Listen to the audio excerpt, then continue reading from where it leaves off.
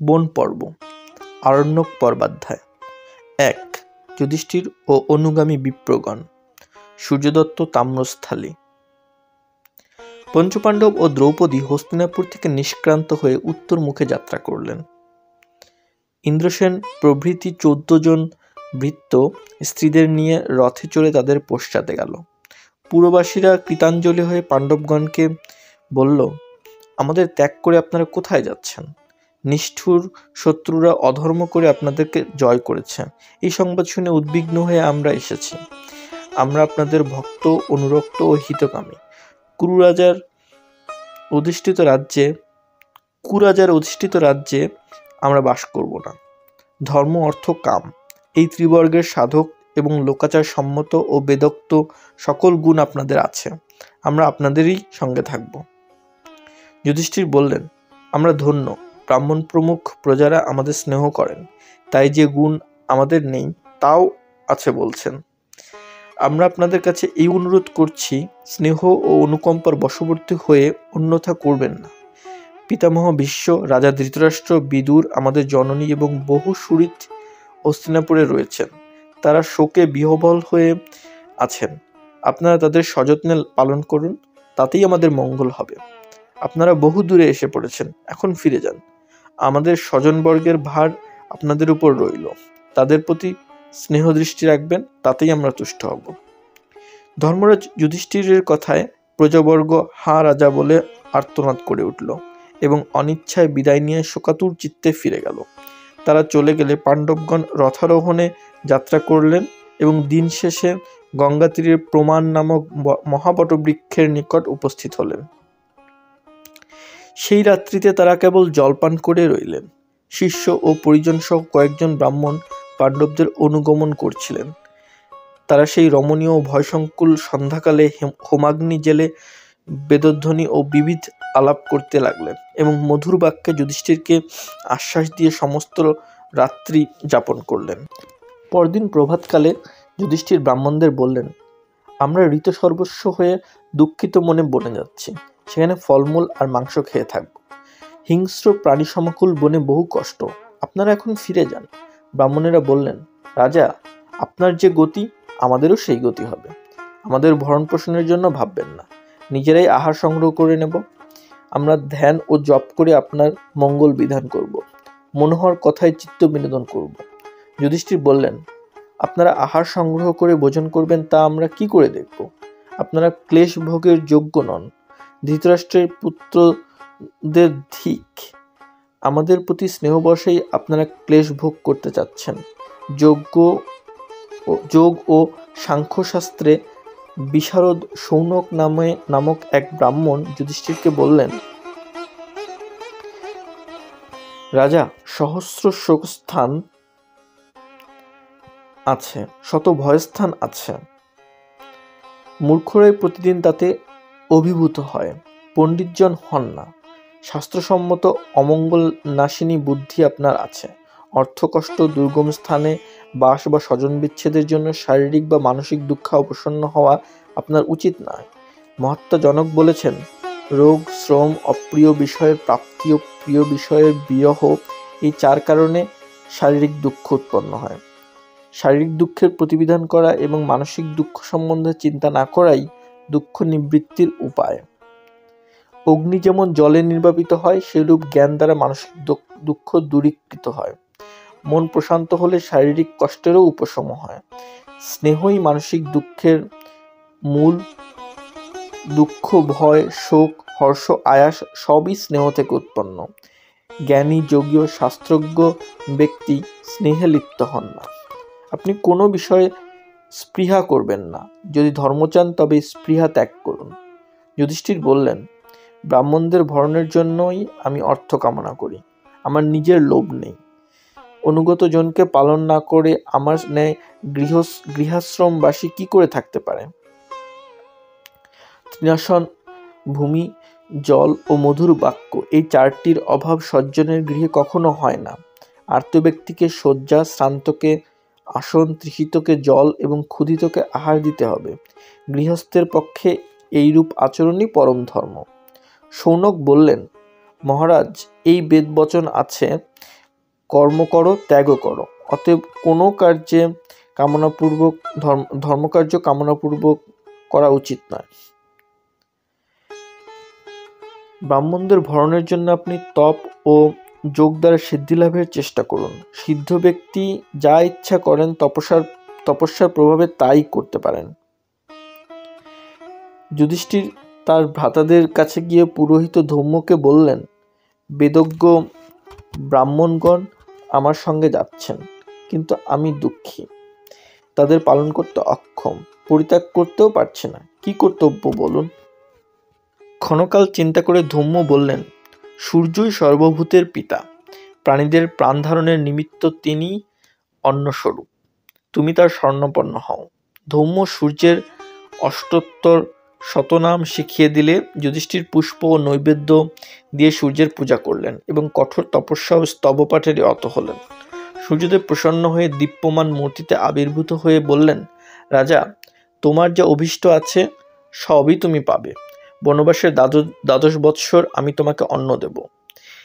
এই তাম্রময় স্থালি নাও, পাঞ্চালী পাকশালায় গিয়ে এই পাত্রে ফলমূল আমিষ শাকাদি রন্ধন করে যতক্ষণ অনাহারে থাকবেন ততক্ষণ চতুর্বিধ অন্ন অক্ষয় হয়ে থাকবে। 14 বৎসর পরে তুমি আবার রাজ্য লাভ করবে। এই বলে সূর্য অন্তর্হিত হলেন। বরলাভ করে যুধিষ্ঠির ধৌম্যকে প্রণাম এবং ভ্রাতাদের আলিঙ্গন করলেন এবং তখনই দ্রৌপদীর সঙ্গে পাকশালায় গিয়ে রন্ধন করলেন। চর্ব, চুষ্য, লেজ্জ, পেয় এই চতুর্বিধ খাদ্য প্রস্তুত হলো। অল্প হলেও তা প্রয়োজন মতো বাড়তে লাগলো। ব্রাহ্মণ ভোজন শেষ হলে যুধিষ্ঠিরের ভ্রাতারা খেলেন। তারপর বিঘষ নামক অবশিষ্ট অন্ন যুধিষ্ঠির এবং সর্বশেষে দ্রৌপদী খেলেন, কিন্তু তখন অন্ন নিঃশেষ হয়ে গেল। সূর্যের বর প্রভাবে এই রূপে যুধিষ্ঠির ব্রাহ্মণগণকে অভিলষিত বস্তু দান করতে লাগলেন। কিছুকাল পরে পাণ্ডবগণ ধৌম্য ও অন্যান্য ব্রাহ্মণদের সঙ্গে কাম্যক বনে যাত্রা করলেন। 2. ধৃতরাষ্ট্রের অস্থির মতি। পাণ্ডবদের বনযাত্রার পর প্রজ্ঞাচক্ষু, অর্থাৎ যার চক্ষুর ক্রিয়ায় বুদ্ধি দ্বারা সম্পন্ন হয়, ধৃতরাষ্ট্র বিদুরকে বললেন, তোমার বুদ্ধি নির্মল, ধর্মের সূক্ষ্ম তত্ত্ব তুমি জানো, কুরুবংশীয়গণকে তুমি সমদৃষ্টিতে দেখো, যাতে কুরুপাণ্ডবের হিত হয় এমন উপায় বলো। বিদুর বললেন, মহারাজ, অর্থ, কাম ও মোক্ষ এই ত্রিবর্গের মূল ধর্ম রাজ্যেরও মূল ধর্ম।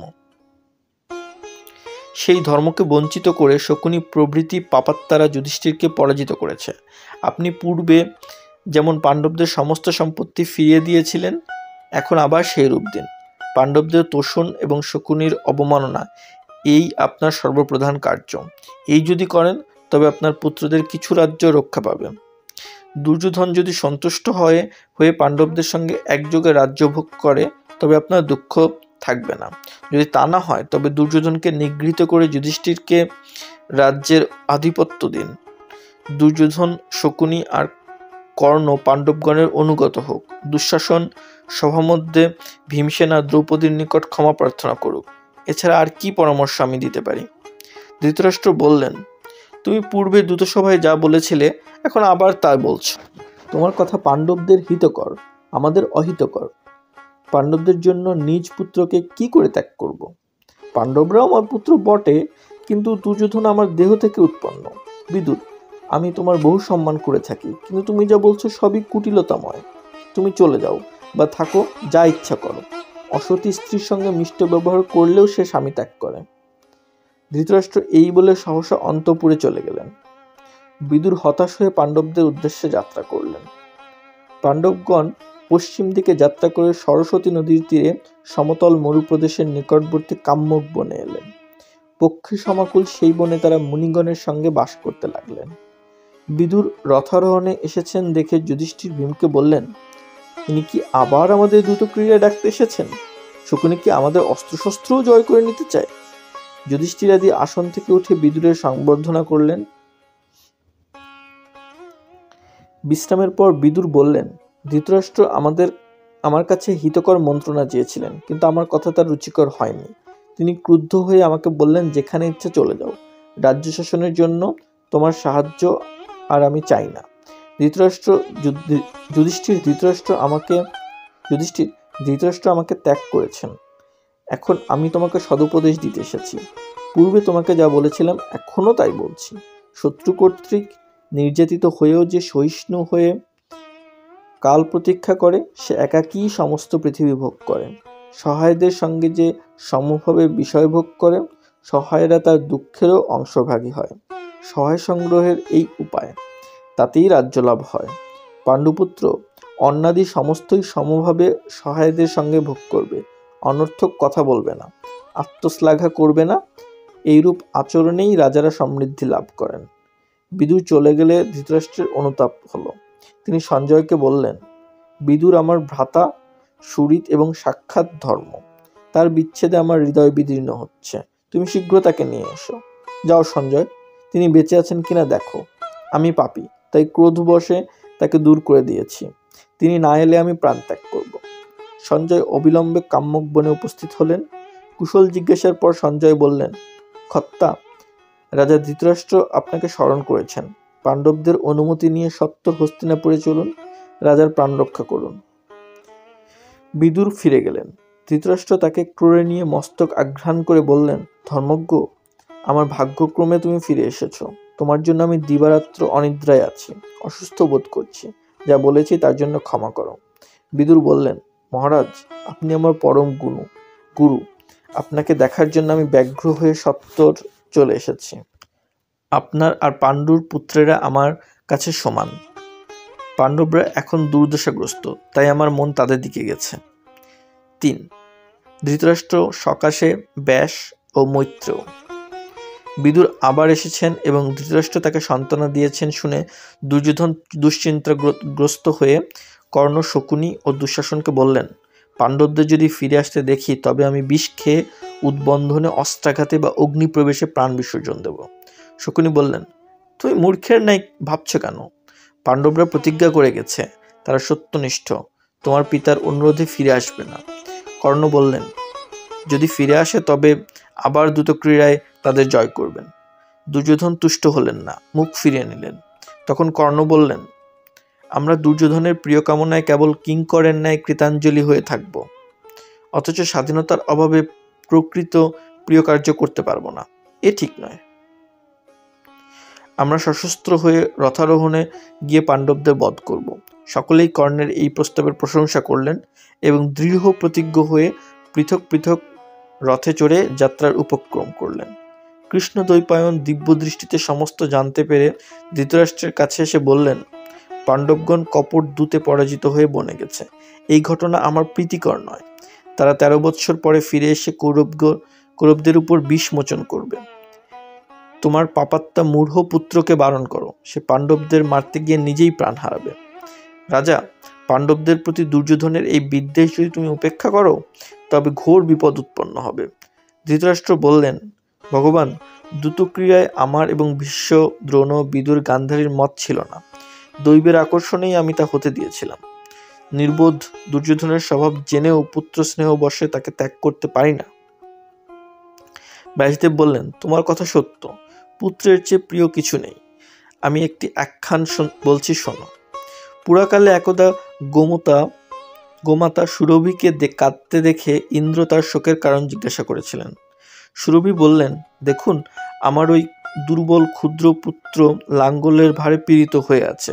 কৃষক তাকে কষাঘাত করছে। 2 বৃষের মধ্যে একটি বলবান, সে অধিক ভার বইছে, অন্যটি দুর্বল ও কৃশ। তার দেহের সর্বত্র শিরা দেখা যাচ্ছে। বারবার কষাহত হয়েও সে ভার বইতে পারছে না। তার জন্যই আমি শোকার্ত হয়েছি। ইন্দ্র বললেন, তোমার তো সহস্র সহস্র পুত্র নিপীড়িত হয়, একটির জন্য এত কৃপা কেন? সুরভি বললেন, সহস্র পুত্রকে আমি সমদৃষ্টিতে দেখি, কিন্তু যে দীন ও সৎ তারই ওপর আমার অধিক কৃপা। তখন ইন্দ্র প্রবল জলবর্ষণ করে কৃষককে বাধা দিলেন।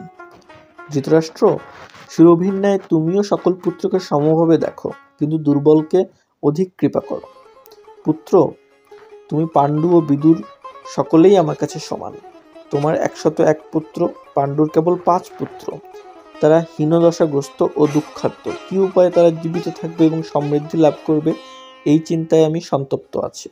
যদি কৌরবগণের জীবন রক্ষা করতে চাও, তবে দুর্যোধন যাতে পাণ্ডবদের সঙ্গে শান্তভাবে থাকে সেই চেষ্টা করো। ধৃতরাষ্ট্র বললেন, মহাপ্রাজ্ঞ মুনি, আপনি যা বললেন তা সত্য। যদি আমরা আপনার অনুগ্রহের যোগ্য হই, তবে আপনি নিজেই দুরাত্মা দুর্যোধনকে উপদেশ দিন। ব্যাস বললেন, ভগবান মৈত্রেয় ঋষি পাণ্ডবদের সঙ্গে দেখা করে এখানে আসছেন, তিনি দুর্যোধনকে উপদেশ দেবেন। এই বলে ব্যাস চলে গেলেন। মুনিশ্রেষ্ঠ মৈত্রেয় এলে ধৃতরাষ্ট্র অর্ঘ্যাদি দিয়ে তার পূজা করলেন। মৈত্রেয় বললেন, মহারাজ, আমি তীর্থ পর্যটন করতে করতে কাম্যক বনে গিয়েছিলাম। সেখানে ধর্মরাজ যুধিষ্ঠিরের সঙ্গে আমার দেখা হয়েছে। আমি শুনলাম আপনার পুত্রদের বিভ্রান্তির ফলে দূতরূপে মহাভয় উপস্থিত হয়েছে। আপনি আর ভীষ্ম জীবিত থাকতে আপনার পুত্রদের, পাণ্ডবরাও ধৃতরাষ্ট্রের পুত্ররূপে গণ্য, মধ্যে বিরোধ হওয়া উচিত নয়। দূতসভায় দস্যুবৃত্তির ন্যায় যা ঘটেছে, তাতে আপনি তপস্বীদের সমক্ষে আর মুখ দেখাতে পারেন না। তারপর মৈত্র মিষ্ট বাক্যে দুর্যোধনকে বললেন, মহাবাহু, আমি তোমার হিতের জন্য বলছি, শোনো, পাণ্ডবদের সঙ্গে বিরোধ করো না। তারা সকলেই বিক্রমশালী, সত্যব্রত ও তেজস্বী এবং হিড়িম্ব বক প্রভৃতি রাক্ষসগণের হন্তা। ব্যাঘ্র যেমন ক্ষুদ্র মৃগকে বধ করে, সেইরূপ বলিশ্রেষ্ঠ ভীম কিরমির রাক্ষসকে বধ করেছেন। আরও দেখো, দিগ্বিজয়ের পূর্বে ভীম মহাধনুর্ধর জরাসন্ধকেও যুদ্ধে নিহত করেছেন। বাসুদেব যাদের আত্মীয়, ধৃষ্টদ্যুম্নাদি যাদের শ্যালক, তাদের সঙ্গে কে যুদ্ধ করতে পারে? রাজা দুর্যোধন, তুমি পাণ্ডবদের সঙ্গে শান্ত আচরণ করো, আমার কথা শোনো, ক্রোধের বশবর্তী হও না।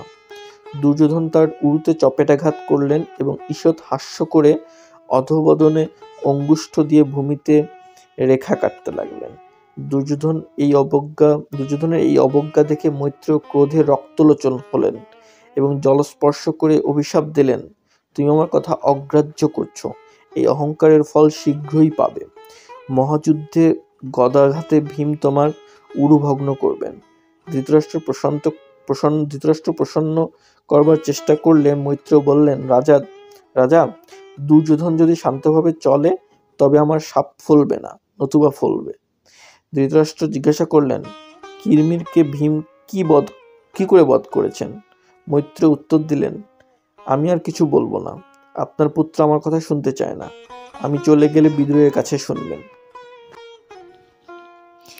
কিরমির বধ পর্বাধ্যায় 4, কিরমির বধের বৃত্তান্ত। মৈত্রেয় চলে গেলে ধৃতরাষ্ট্র বিদুরকে বললেন, তুমি কিরমির বধের বৃত্তান্ত বলো। বিদুর বললেন, যুধিষ্ঠিরের নিকট যে ব্রাহ্মণরা এসেছিল, তাদের কাছে যা শুনেছি তাই বলছে। পাণ্ডবরা এখানে যাত্রা করে 3 অহোরাত্র পরে কাম্যক বনে পৌঁছেছিলেন।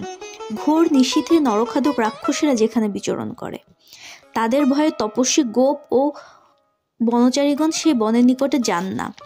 পাণ্ডবরা সেই বনে প্রবেশ করলে এক ভীষণ রাক্ষস বাহু প্রসারিত করে তাদের পথ রোধ করে দাঁড়ালো। তার চক্ষু দীপ্ত, তাম্রবর্ণ, দর্শন প্রকটিত, কেশ ঊর্ধ্বগত, হস্তে জ্বলন্ত কাষ্ঠ। তার গর্জনে বনের পক্ষী, হরিণ, ব্যাঘ্র, মহিষ, সিংহ প্রভৃতি সন্ত্রস্ত হয়ে পালাতে লাগলো। দ্রৌপদী ভয়ে চোখ বুজলেন। পঞ্চপাণ্ডব তাকে ধরে রইলেন। পুরোহিত ধৌম্য যথাবিধি রক্ষঘ্ন মন্ত্র পাঠ করে রাক্ষসী মায়া বিনষ্ট করলেন। যুধিষ্ঠির রাক্ষসকে প্রশ্ন করলেন, তুমি কে, কি চাও? রাক্ষস বলল, আমি কিরমির, বক রাক্ষসের ভ্রাতা, তোমাদের যুদ্ধে পরাজিত করে ভক্ষণ করব। যুধিষ্ঠির নিজেদের পরিচয় দিলে কিরমির বলল, ভাগ্যক্রমে আমার ভ্রাতৃহন্তা ভীমের দেখা পেয়েছি। সে ব্রাহ্মণের ছদ্মবেশে মন্ত্র বলে আমার ভ্রাতাকে মেরেছে। আমার প্রিয় সখা হিড়িম্বকে বধ করে তার ভগিনীকে হরণ করেছে। আজ ভীমের রক্তে আমার ভ্রাতার তর্পণ করব। হিড়িম্বি বধেরও প্রতিশোধ নেব। ভীমকে ভক্ষণ করে জীর্ণ করে ফেলব। ভীম একটি বৃক্ষ উৎপাটিত ও পত্র শূন্য করে হাতে নিলেন। অর্জুনও তার গান্ডীব ধনুতে জ্যারোপণ করলেন। ভীম বৃক্ষ দিয়ে রাক্ষসের মস্তকে প্রহার করলেন। রাক্ষস দীপ্ত অশনীর ন্যায় জ্বলিত কাষ্ঠ ভীমের দিকে ছুঁড়ে মারল। ভীম বাম পদের আঘাতে সেই কাষ্ঠ রাক্ষসের দিকেই নিক্ষেপ করলেন। তারপর ভীম ও কিরমির বলবান বৃষের ন্যায় পরস্পরকে আক্রমণ করলেন। ভীমের নিপীড়ন জর্জর হয়ে কিরমির ভূতলে পড়ল। ভীম তাকে নিষ্পিষ্ট করে বধ করলেন। কিরমির বধের পর যুধিষ্ঠির সেই স্থান নিষ্কণ্টক করে দ্রৌপদী ও ভ্রাতাদের সঙ্গে সেখানে বাস করছেন। আমি তাদের কাছে যাওয়ার সময় মহাবনের পথে সেই রাক্ষসের মৃতদেহ দেখেছি। অর্জুনাভি গমন পর্বাধ্যায় 5। কৃষ্ণের আগমন, দ্রৌপদীর ক্ষোভ। পাণ্ডবগণের বনবাসের সংবাদ পেয়ে ভোজ, বৃষ্ণি ও অন্ধক বংশীয়গণ তাদের দেখতে এলেন। পাঞ্চাল রাজের পুত্রগণ, চেদিরাজ ধৃষ্টকেতু এবং কেকয়রাজ পুত্রগণও এলেন। সেই ক্ষত্রিয় বীরগণ বাসুদেব কৃষ্ণকে পূর্ববর্তী করে যুধিষ্ঠিরের চতুর্দিকে উপবেশন করলেন। বিষণ্ণ মনে যুধিষ্ঠিরকে অভিবাদন করে কৃষ্ণ বললেন, যুদ্ধভূমি দুরাত্মা দুর্যোধন, কর্ণ, শকুনি আর দুঃশাসনের শোণিত পান করবে। তাদের নিহত এবং দলের সকলকে পরাজিত করে আমরা ধর্মরাজ যুধিষ্ঠিরকে রাজ্যে অভিষিক্ত করব। অনিষ্টকারী শঠকে বধ করাই সনাতন ধর্ম। পাণ্ডবগণের পরাজয়ে জনার্দন কৃষ্ণ অত্যন্ত ক্রুদ্ধ হয়েছিলেন। তিনি যেন সর্বলোক দগ্ধ করতে উদ্যত হলেন। অর্জুন তাকে শান্ত করে তার পূর্ব জন্মের কর্মকলাপ কীর্তন করলেন।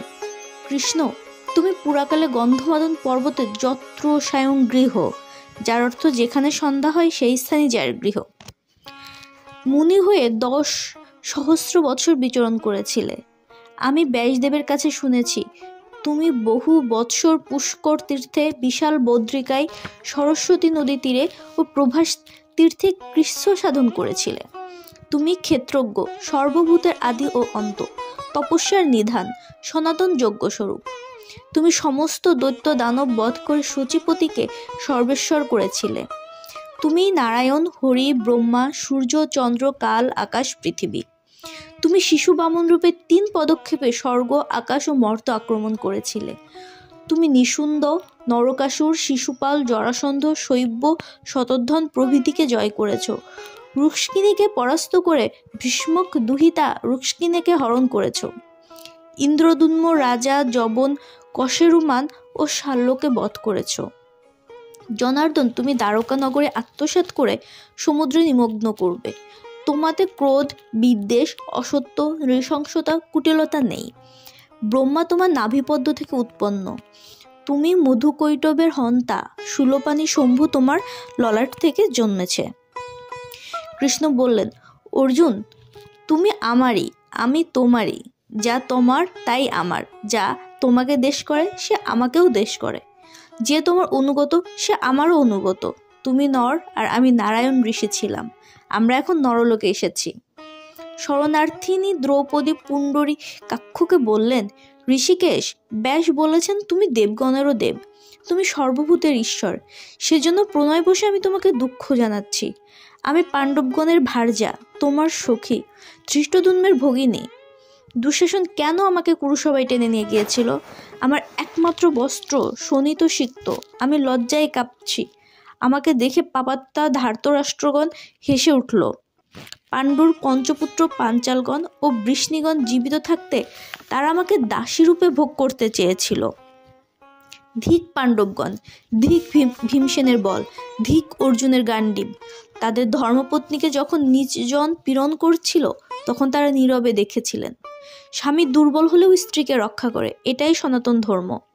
পাণ্ডবরা শরণাপন্নকে ত্যাগ করেন না, কিন্তু আমাকে রক্ষা করেননি। কৃষ্ণ, আমি বহু ক্লেশ পেয়ে আর্যা কুন্তিকে ছেড়ে পুরোহিত ধৌম্যের আশ্রয়ে বাস করেছি। আমি যে নির্যাতন ভোগ করছি তাই সিংহ বিক্রান্ত বীরগণ কেন উপেক্ষা করছেন? দেবতার বিধানে মহৎ কুলে আমার জন্ম। আমি পাণ্ডবদের প্রিয়া ভার্যা, মহাত্মা পাণ্ডুর পুত্রবধূ। তথাপি পঞ্চপাণ্ডবের সমক্ষে দুঃশাসন আমার কেশাকর্ষণ করেছিল। মৃদুভাষিনী কৃষ্ণা পদ্ম কোষতুল্য হস্তে মুখ আবৃত করে সরদনে বললেন, মধুসূদন, আমার পতি নেই, পুত্র নেই, বান্ধব ভ্রাতা পিতা নেই, তুমিও নেই। ক্ষুদ্রেরা আমাকে নির্যাতিত করেছে, কর্ণ আমাকে উপহাস করেছে, তোমরা তার কোনো প্রতিকার করছো না। কেশব, আমার সঙ্গে তোমার সম্পর্ক আছে, তোমার যশগৌরব আছে, তুমি সখা ও প্রভু, এই 4 কারণে আমাকে তোমার রক্ষা করা উচিত।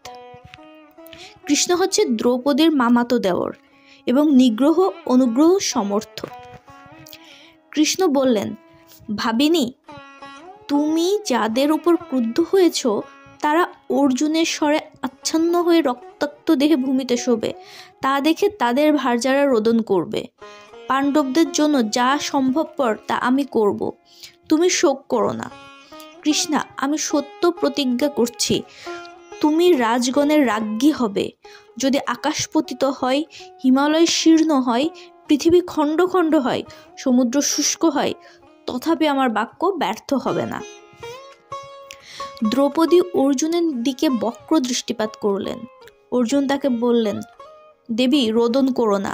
মধুসূদন যা বললেন তার অন্যথা হবে না। ধৃষ্টদ্যুম্ন বললেন, আমি দ্রোণকে বধ করব, শিখণ্ডী ভীষ্মকে, ভীমসেন দুর্যোধনকে এবং ধনঞ্জয় কর্ণকে বধ করবেন। ভগিনী বলরাম আর কৃষ্ণকে সহায় রূপে পেলে আমরা ইন্দ্রের সঙ্গে যুদ্ধেও অজেয় হব। কৃষ্ণ যুধিষ্ঠিরকে বললেন, মহারাজ, আমি যদি দ্বারকায় থাকতাম তবে আপনাদের এই কষ্ট হতো না। আমাকে না ডাকলেও আমি কুরুসভায় যেতাম এবং ভীষ্ম, দ্রোণ, ধৃতরাষ্ট্র প্রভৃতিকে বুঝিয়ে দ্রুতক্রীড়া নিবারণ করতাম। ধৃতরাষ্ট্র যদি মিষ্ট কথা না শুনতেন তবে তাকে সবলে নিগৃহীত করতাম। সুহৃদ বেশি শত্রু দূতকারগণকে বধ করতাম। আমি দ্বারকায় ফিরে এসে সাত্যকীর কাছে আপনার বিপদের কথা শুনে উদ্বিগ্ন হয়ে আপনাকে দেখতে এসেছি। হ্যাঁ, আপনারা সকলেই বিষাদসাগরে নিমগ্ন হয়ে কষ্ট পাচ্ছেন। শাল্যবধের বৃত্তান্ত, দ্বৈতবন 6। যুধিষ্ঠির জিজ্ঞাসা করলেন, কৃষ্ণ, তুমি দ্বারকা ছেড়ে কোথায় গিয়েছিলে? তোমার কি প্রয়োজন ছিল? কৃষ্ণ বললেন, আমি শাল্য রাজার সৌধনগর বিনষ্ট করতে গিয়েছিলাম। আপনার রাজস্ব যজ্ঞে আমি শিশুপালকে বধ করেছি শুনে শাল্য ক্রুদ্ধ হয়ে দ্বারকাপুরে আক্রমণ করেন। তিনি তার সৌভ বিমানে ব্যূহ রচনা করে আকাশে অবস্থান করলেন। এই বৃহৎ বিমানই তার নগর। যাদববীরগণ যুদ্ধের জন্য প্রস্তুত হয়ে দ্বারকাপুরী সর্বপ্রকারে সুরক্ষিত করলেন। উগ্রসেন, উদ্ধব প্রভৃতি ঘোষণা করলেন, কেউ সুরাপান করতে পারবে না। আর নত দেশবাসী নর্তক ও গায়কগণকে অন্যত্র পাঠানো হলো। উগ্রসেন হচ্ছে কংসের পিতা এবং দ্বারকার অভিজাততন্ত্রের অধিনায়ক বা প্রেসিডেন্ট। উদ্ধব হচ্ছে কৃষ্ণের এক বন্ধু। আরনত হচ্ছে দ্বারকার নিকটস্থ দেশ। সমস্ত সেতু ভেঙে দেওয়া হলো এবং নৌকার যাতায়াত নিষিদ্ধ হলো। সৈন্যদের বেতন, খাদ্য ও পরিচ্ছদ দিয়ে সন্তুষ্ট করা হলো। শাল্যের চতুরঙ্গিনী সেনা সর্বাধিক বেষ্টন করে দ্বারকা অবরুদ্ধ করল। তখন চারুদেষ্ণ, প্রদ্যুম্ন, শাম্ব প্রভৃতি বীরগণ রথারোহণে শাল্যের মুখোমুখি হলেন। জাম্ববতী পুত্র শাম্ব শাল্যের সেনাপতি ক্ষেম বৃদ্ধির সঙ্গে যুদ্ধ করতে লাগলেন। এই শাল্ব হলো কৃষ্ণের পুত্র।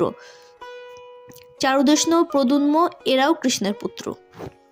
ক্ষেম বৃদ্ধি আহত হয়ে পালিয়ে গেলে বেগবান নামে এক দৈত্য শাম্বকে আক্রমণ করল, কিন্তু সে শাম্বের গদাঘাতে নিহত হলো। বিবিন্ধ নামক এক মহাবল দানবকে চারুদেষ্ণ বধ করলেন। প্রদ্যুম্ন শাল্যের সঙ্গে যুদ্ধ করছিলেন। তিনি শরাঘাতে মূর্ছিত হয়ে পড়ে গেলে সারথী দ্বারকপুত্র তাকে দ্রুতগামী রথের যুদ্ধভূমি থেকে সরিয়ে নিয়ে গেল।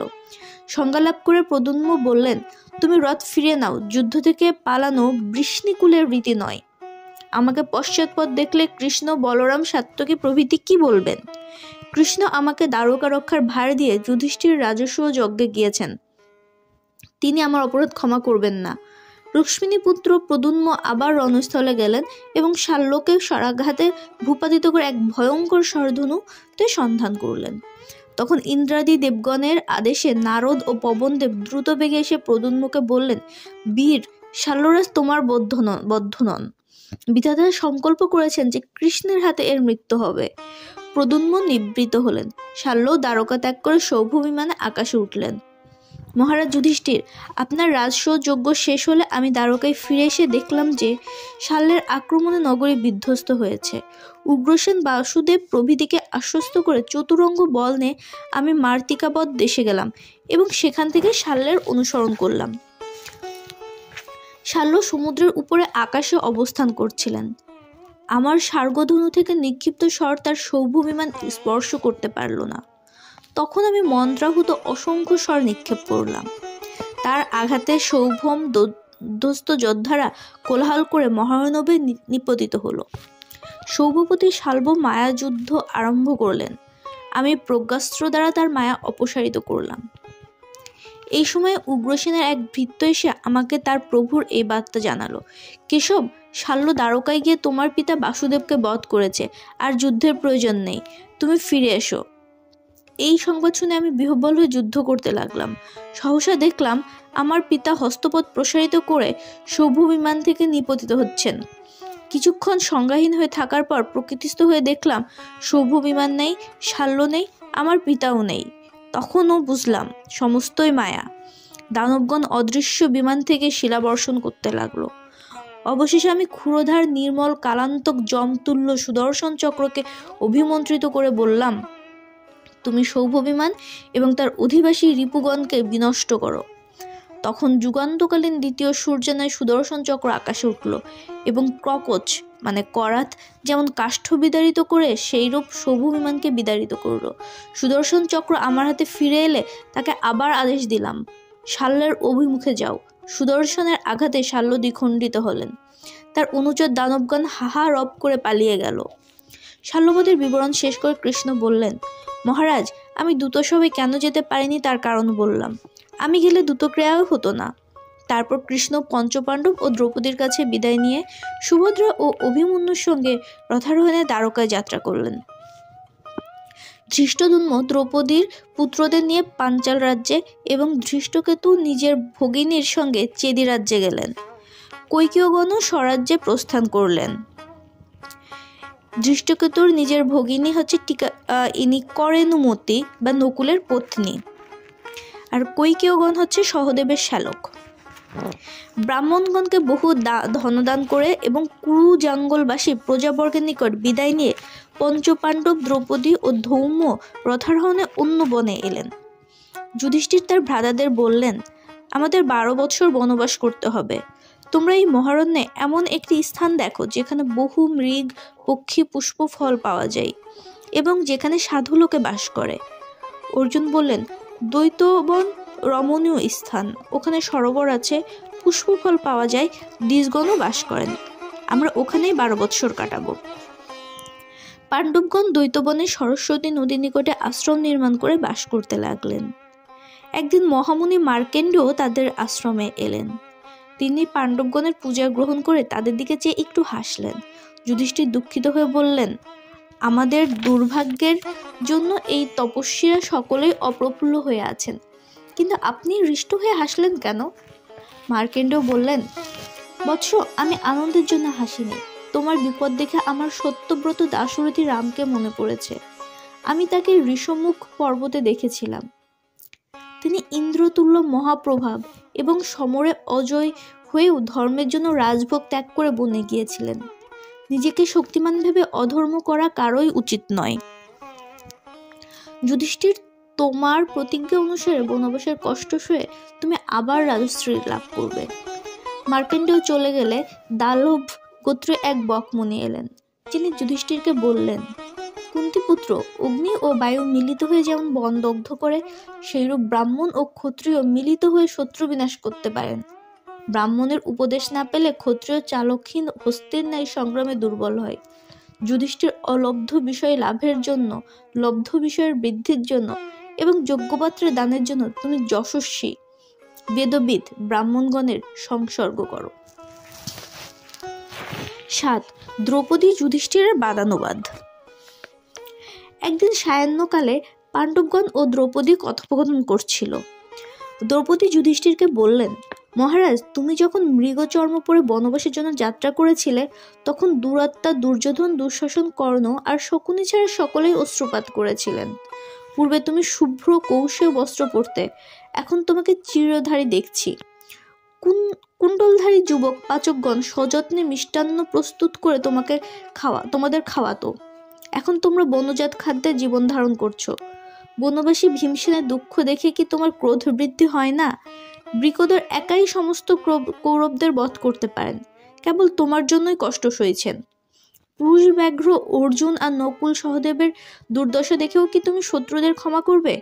দ্রুপদের কন্যা, মহাত্মা পাণ্ডুর পুত্রবধূ, ধৃষ্টদ্যুম্নের ভগিনী, পতিব্রতা বীরপত্নী আমাকে বনবাসিনী দেখেও কি তুমি শুয়ে থাকবে? লোকে বলে ক্রোধশূন্য ক্ষত্রিয় নেই, কিন্তু তোমাতে তার ব্যতিক্রম দেখছি।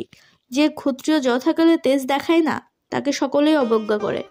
প্রাচীন ইতিহাসে আছে, একদিন বলি তার পিতামহ মহাপ্রজ্ঞ অসুরপতি প্রহ্লাদকে প্রশ্ন করেছিলেন, ক্ষমা ভালো না তেজ ভালো? প্রহ্লাদ উত্তর দিলেন, বৎস, সর্বদা তেজ ভালো নয়, সর্বদা ক্ষমাও ভালো নয়। যে সর্বদা ক্ষমা করে তার বহু ক্ষতি হয়। ভৃত্য, শত্রু ও নিরপেক্ষ লোকেও তাকে অবজ্ঞা করে এবং কটুবাক্য বলে। আবার যারা কখনো ক্ষমা করে না, তাদেরও বহু দোষ। যে লোক ক্রোধবশে স্থানে অস্থানে দণ্ডবিধান করে, তার অর্থহানির সন্তাপ, মোহ ও শত্রু লাভ হয়। অতএব যথাকালে মৃদু হবে এবং যথাকালে কঠোর হবে। যে পূর্বে তোমার উপকার করেছে, সে গুরু অপরাধ করলেও তাকে ক্ষমা করবে। যে না বুঝে অপরাধ করে, সেও ক্ষমার যোগ্য, কারণ সকলেই পণ্ডিত নয়। কিন্তু যারা সজ্ঞানে অপরাধ করে বলেন যে না বুঝে করেছি, সেই কুটিল লোকদের অল্প অপরাধেও দণ্ড দেবে। সকলেরই প্রথম অপরাধ ক্ষমার যোগ্য, কিন্তু দ্বিতীয় অপরাধ অল্প হলেও দণ্ডনীয়। মহারাজ, ধৃতরাষ্ট্রের পুত্রেরা লোভী ও সর্বদা অপরাধী। তারা কোনো কালেই ক্ষমার যোগ্য নয়। তাদের প্রতি তেজ প্রকাশ করাই তোমার কর্তব্য। যুধিষ্ঠির বললেন, দ্রৌপদী, তুমি মহাপ্রজ্ঞাবতী। জেনে রাখো যে ক্রোধ থেকে শুভাশুভ দুই হয়। ক্রোধ সয়ে থাকলে মঙ্গল হয়। ক্রুদ্ধ লোকে পাপ করে, গুরুহত্যাও করে, তাদের অকার্য কিছু নেই। তারা অবদ্ধকে বধ করে, বদ্ধকে পূজা করে। এই সমস্ত বিবেচনা করে আমার ক্রোধ বৃদ্ধি পাচ্ছে না। অপরের ক্রোধ দেখলেও যে ক্রুদ্ধ হয় না, সে নিজেকে এবং অপরকেও মহাভয় থেকে ত্রাণ করে। ক্রোধ উৎপন্ন হলে যিনি প্রজ্ঞার দ্বারা রোধ করতে পারেন, পণ্ডিতরা তাকেই তেজস্বী মনে করেন। মূর্খরাই সর্বদাই ক্রোধকে তেজ মনে করে। মানুষের বিনাশের জন্যই রজগুণজাত ক্রোধের উৎপত্তি। ভীষ্ম, কৃষ্ণ, দ্রোণ, বিদুর, কৃপ, সঞ্জয় ও পিতামহ ব্যাস সর্বদাই সমগুণের কথা বলেন। এরা ধৃতরাষ্ট্রকে শান্তির উপদেশ দিলে তিনি অবশ্যই আমাকে রাজ্য ফিরিয়ে দেবেন। যদি লোভের বশে না দেন, তবে বিনষ্ট হবেন। দ্রৌপদী বললেন, ধাতা আর বিধাতাকে নমস্কার, যারা তোমার মোহ সৃষ্টি করেছেন। তার ফলে পিতৃপিতামহের বৃত্তি ত্যাগ করে তোমার মতে অন্যদিকে গিয়েছে। জগতে কেউ ধর্ম, অনিষ্ঠুরতা, ক্ষমা, সরলতা ও দয়ার দ্বারা লক্ষ্মী লাভ করতে পারে না। তুমি বহু প্রকার মহাযজ্ঞ করেছ, তথাপি বিপরীত বুদ্ধির বশে দ্রুত ক্রিয়ায় রাজ্য, ধন, ভ্রাতৃগণ আর আমাকেও হারিয়েছ। তুমি সরল, মৃদু স্বভাব, বদান্য, লজ্জাশীল, সত্যবাদী, তথাপি দ্রুত বসনে তোমার মতি হলো কেন? বিধাতাই পূর্বজন্মের কর্ম অনুসারে প্রাণীগণের সুখ দুঃখের বিধান করেন। কাষ্ঠময় পুত্তলিকা যেমন অঙ্গ চালনা করে, সেইরূপ সকল মনুষ্য বিধাতার নির্দেশেই ক্রিয়া করে। যেমন সূত্রে গ্রথিত মণি, নাসাবদ্ধ বৃষ, স্রোতে পতিত বৃক্ষ, সেইরূপ মানুষও স্বাধীনতাহীন। তাকে বিধাতার বিধানেই চলতে হয়। সর্বভূতে ব্যাপ্ত হয়ে ঈশ্বরই পাপ পুণ্য করাচ্ছেন, তাকেও লক্ষ্য করে না। মানুষ যেমন অচেতন নিশ্চেষ্ট কাষ্ঠ, পাষাণ, লৌহ দ্বারাই তদ্রূপ পদার্থ ছিন্ন করে, ঈশ্বর সেইরূপ জীব দ্বারাই জীব হিংসা করেন। মহারাজ, বিধাতা প্রাণীগণকে মাতা পিতা দৃষ্টিতে দেখেন না, তিনি রুষ্ট ইতর্জনের ন্যায় ব্যবহার করেন। তোমার বিপদ আর দুর্যোধনের সমৃদ্ধি দেখে আমি বিধাতারই নিন্দা করছি, যিনি এই বিষম ব্যবস্থা করেছেন। যদি লোকে পাপ কর্মের ফল ভোগ করে, তবে ঈশ্বরও সেই পাপ কর্মে লিপ্ত। আর যদি কেউ পাপ করেও ফল ভোগ না করে, তবে তার কারণ সে বলবান। দুর্বল লোকের জন্যই আমার শোক হচ্ছে।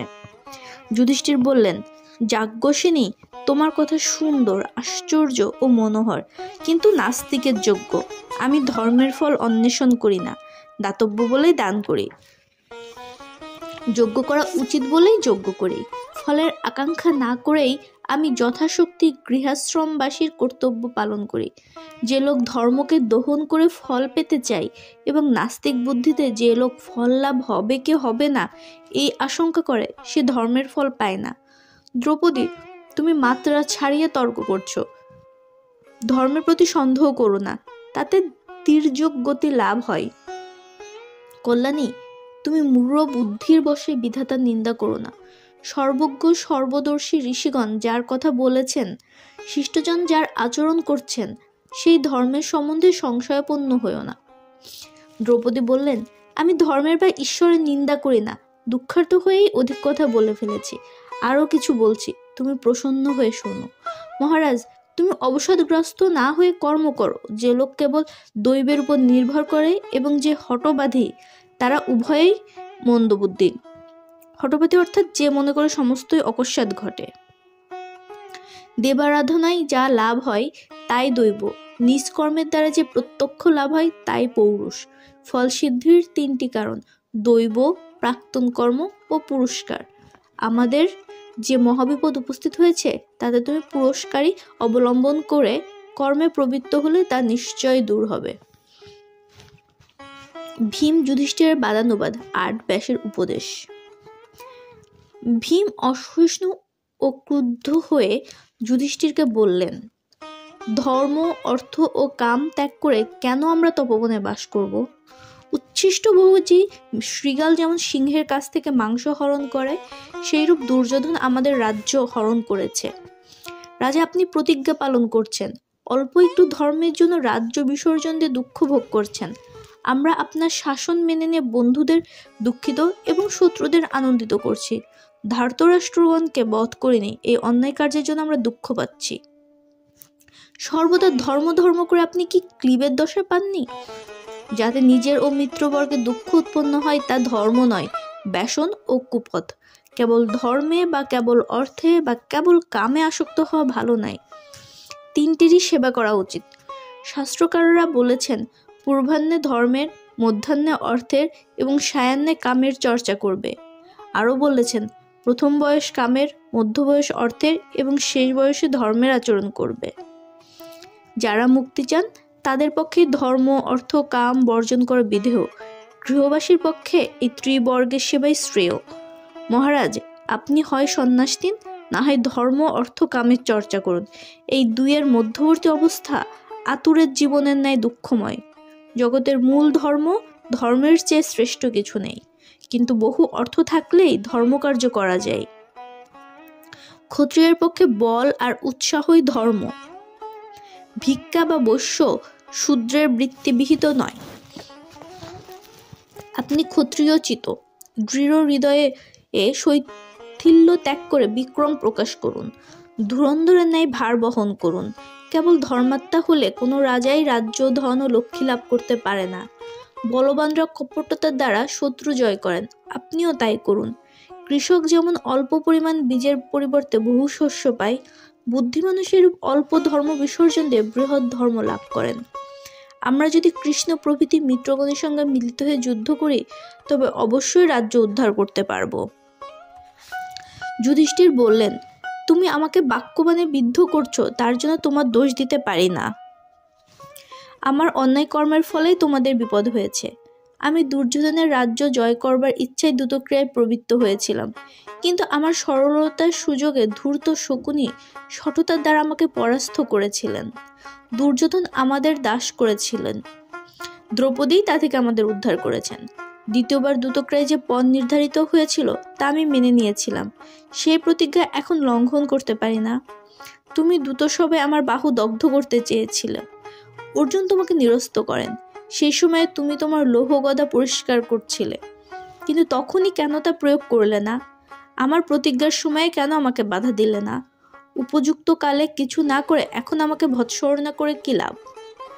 লোকে বীজ রোপণ করে যেমন ফলের প্রতীক্ষা করে, তুমিও সেরূপ ভবিষ্যৎ সুখোদয়ের প্রতীক্ষায় থাকো। ভীম বললেন, মহারাজ, যদি 13 বৎসর প্রতীক্ষা করতে হয় তবে তার মধ্যেই আমাদের আয়ু শেষ হবে। শ্রোত্রিয়, ব্রাহ্মণ ও পণ্ডিত মূর্খের ন্যায় আপনার বুদ্ধিশাস্ত্রের অনুসরণ করে নষ্ট হয়ে গিয়েছে। আপনি ব্রাহ্মণের ন্যায় দয়ালু হয়ে পড়েছেন। ক্ষত্রিয় কুলে কেন আপনি জন্মেছেন? আমরা 13 মাস বনে বাস করছি ভেবে দেখুন, 13 বৎসর কত বৃহৎ। মনীষীরা বলেন, সমলতার প্রতিনিধি যেমন পুতিকা বা পুঁইশাক, সেইরূপ বৎসরের প্রতিনিধি মাস। আপনি 13 মাসকেই 13 বৎসর হিসেবে গণ্য করুন। যদি এইরূপ গণনা অন্যায় মনে করেন তবে একটা সাধু স্বভাব ষণ্ডকে প্রচুর আহার দিয়ে তৃপ্ত করুন, তাতেই পাপ মুক্ত হবেন।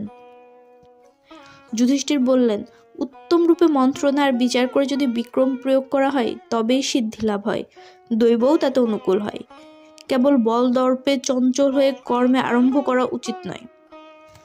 দুর্যোধন ও তার ভ্রাতারা দুর্ধর্ষ এবং অস্ত্র প্রয়োগে সুশিক্ষিত। আমরা দিগ্বিজয়কালে যে সকল রাজাদের উৎপীড়ন করেছি তারা সকলেই কৌরব পক্ষে আছেন। ভীষ্ম, দ্রোণ, কৃপ পক্ষপাতহীন, কিন্তু অন্নদাতা ধৃতরাষ্ট্রের ঋণ শোধ করার জন্য তার প্রাণ বিসর্জন দিতেও প্রস্তুত হবেন। কোপন স্বভাব সর্বাস্ত্র বিশারদ অজেয় অভেদ্য কবচধারী কর্ণও আমাদের উপর বিদ্বেষযুক্ত। এই সকল পুরুষ শ্রেষ্ঠকে জয় না করে তুমি দুর্যোধনকে বধ করতে পারবে না। যুধিষ্ঠিরের কথা শুনে ভীমসেন বিষণ্ণ হয়ে চুপ করে রইলেন। এমন সময় মহাযোগী ব্যাস সেখানে উপস্থিত হলেন এবং যুধিষ্ঠিরকে অন্তরালে নিয়ে গিয়ে বললেন, ভরত সত্যম, তোমাকে আমি প্রতিশ্রুতি নামক বিদ্যা দিচ্ছি, তার প্রভাবে অর্জুন কার্যসিদ্ধি করবে। অস্ত্রলাভ করবার জন্য সে ইন্দ্র, রুদ্র, বরুণ, কুবের ও যমের নিকট যাক। তোমরাও এই বন ত্যাগ করে অন্য বনে যাও। একই স্থানে দীর্ঘকাল থাকা তপস্বীদের উদ্বেগজনক, তাতে উদ্ভিদ মৃগাদিরও ক্ষয় হয়। এই বলে ব্যাস অন্তর্হিত হলেন। যুধিষ্ঠির প্রতিশ্রুতি মন্ত্র লাভ করে অমাত্য ও অনুচরদের সঙ্গে কাম্যক বনে গিয়ে বাস করতে লাগলেন। 9. অর্জুনের দিব্যাস্ত্র সংগ্রহে গমন। কিছুকাল পরে যুধিষ্ঠির অর্জুনকে বললেন, ভীষ্ম, দ্রোণ, কৃপ, কর্ণ ও অশ্বত্থামা এরা সমগ্র ধনুর্বেদে বিশারদ। দুর্যোধন এদের সম্মানিত ও সন্তুষ্ট করেছে। সমস্ত পৃথিবী এখন তার বশে এসেছে। তুমি আমাদের প্রিয়, তোমার উপরেই আমরা নির্ভর করি। বৎস, আমি ব্যাসদেবের নিকটে একটি মন্ত্র লাভ করেছি, তুমি তা শিখে নিয়ে উত্তর দিকে গিয়ে কঠোর তপস্যা করো। সমস্ত দিব্যাস্ত্র ইন্দ্রের কাছে আছে, তুমি তার শরণাপন্ন হয়ে সেই সকল অস্ত্র লাভ করো। সস্তয়নের পরে অর্জুন সশস্ত্র হয়ে যাত্রার উদ্যোগ করলেন। দ্রৌপদী তাকে বললেন, পার্থ, আমাদের সুখ দুঃখ, জীবন মরণ, রাজ্য ঐশ্বর্য সবই তোমার উপর নির্ভর করছে। তোমার মঙ্গল হোক। বলবানদের সঙ্গে তুমি বিরোধ করো না, জয়লাভের জন্য যাত্রা করো। ধাতা ও বিধাতা তোমাকে কুশলে নিরোগে রাখুন। অর্জুন হিমালয় ও গন্ধমাদন পার হয়ে ইন্দ্রকিল পর্বতে উপস্থিত হলেন। সেখানে তিনি আকাশবাণী শুনলেন, তিষ্ঠ। অর্জুন দেখলেন পিঙ্গল বর্ণ কৃষকায় জটাধারী এক তপস্বী বৃক্ষমূলে বসে আছেন। তিনি বললেন, বৎস, তুমি কে? অস্ত্রধারী হয়ে কেন এখানে এসেছ? এই শান্ত তপবনে অস্ত্রের প্রয়োজন নেই, তুমি ধনু ত্যাগ করো। তপস্যার প্রভাবে তুমি পরম গতি পেয়েছ। অর্জুনকে অবিচলিত দেখে তপস্বী সহাস্যে বললেন, আমি ইন্দ্র, তোমার মঙ্গল হোক, তুমি অভীষ্ট স্বর্গ প্রার্থনা করো। অর্জুন কৃতাঞ্জলি হয়ে বললেন, ভগবান, আমাকে সর্ববিধ অস্ত্র দান করুন, আর কিছুই আমি চাই না। যদি আমার ভ্রাতাদের বনে ফেলে রাখি এবং শত্রুর উপর প্রতিশোধ নিতে না পারি, তবে আমার অকীর্তি সর্বত্র চিরস্থায়ী হবে। তখন ইন্দ্র বললেন, বৎস, তুমি যখন ভূতনাথ ত্রিলোচন শূলধর শিবের দর্শন পাবে, তখন সমস্ত দিব্য অস্ত্র তোমাকে দিব। এই বলে ইন্দ্র অদৃশ্য হলেন।